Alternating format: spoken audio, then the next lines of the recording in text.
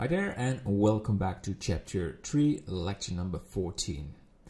So in the previous videos we created this small wall, we added a hole, the gate in the wall, and did some little extruding for some extra details. This is a low poly version, so don't be afraid, this is going to be the final wall, but it's a good base to add to go to the next step. So what the next step is add a displacement and subdivision surface. But this model, if we should do it this way, and I will show it this way to show you why this doesn't work. You can do it this way. I like with existing model. You have all sort of sized faces. So you have big ones, smaller ones, very small ones. And if you're going to add a displacement map and you want to add some high detail on it, you want the faces to be having exactly the same size. But this model doesn't have it. So let's show you a quick sample what happened if you have a bad typology. The typology is the facing structure of the model, and how to do it in a good way. It's good to see it how to do it wrong. That will avoid you to do this when you make your own models. So let's add some extra edge lines to try to make them look the same size. So you can always try it to do it with. So let's say this is your model and you want to add the displacement map. The first thing we need to do is UV unwrap it. So this is not a standard model that you import. We created this ourselves, so you do not have UV coordinates. Well, for this shape it's pretty easy. We're going to use a box projection. You press 1, Control L, press 1 on the numpad, so we are in front, press U and go for a cube projection. If we now go to the UV editing, and we lost our object, and we have this projection map.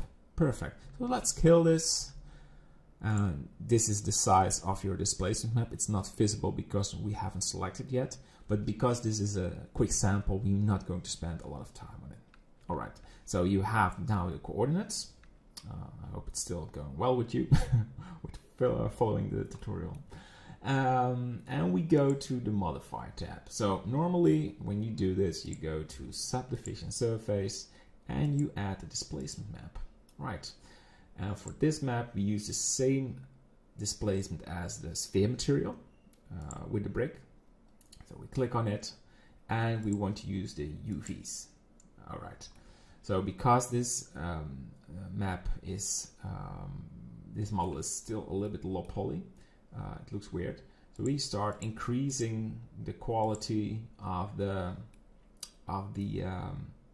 mesh. So this looks totally wicked. And because there is this bad UV size, the bad face size, so it's not the same. This is sort of the results you get. What you can do is lower the mid level. So let's go for a 0.1. Will look better. Will look better, but still it's disgusting.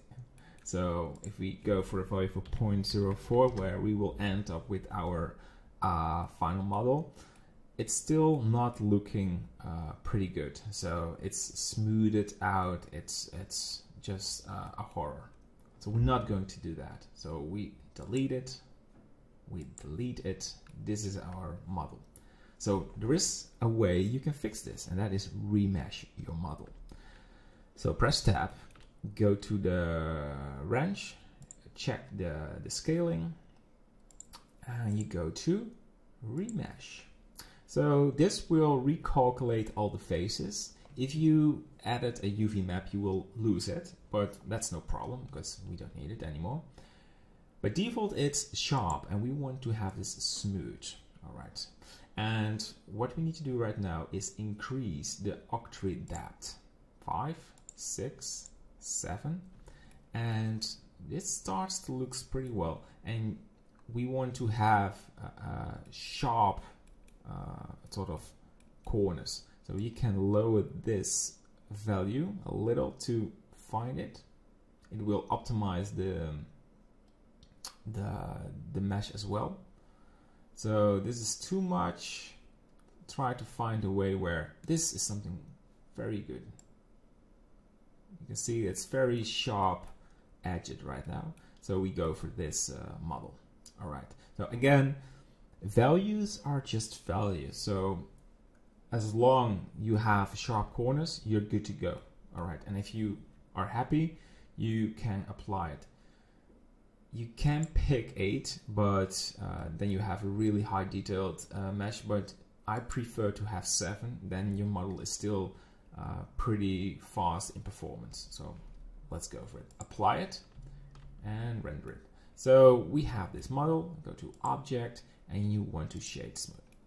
Good. Look at that. And if you press Tab, we have a perfect geometry on the mesh.